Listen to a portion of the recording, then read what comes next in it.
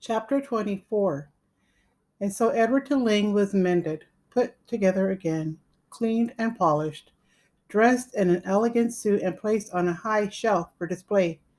From this shelf, Edward could see the whole shop, Lucius Clark's workbench, and the windows to the outside world, and the door that the customers used to enter and leave. From this shelf, Edward saw Bryce open the door one day and stand in the threshold, the silver harmonica in his left hand flashing brilliantly in the sunlight flooding in through the windows. Young sir, said Lucius, I am afraid that we made a deal.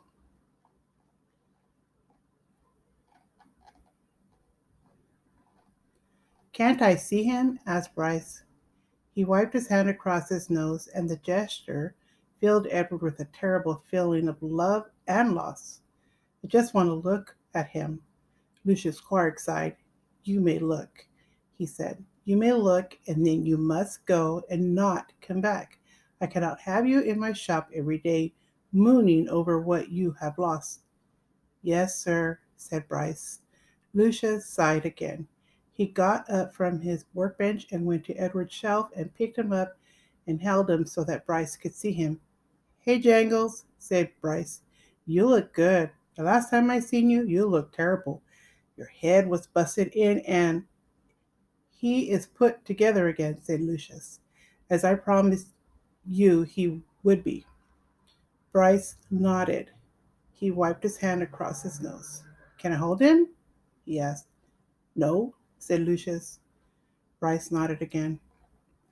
Tell him goodbye, said Lucius Clark. He is repaired. He has been saved. Now you must tell him goodbye. Goodbye, said Bryce. Don't go, thought Edward. I won't be able to bear it if you go. And now you must leave, said Lucius Clark. Yes, sir, said Bryce, but he stood without moving, looking at Edward. Go, said Lucius Clark. Go.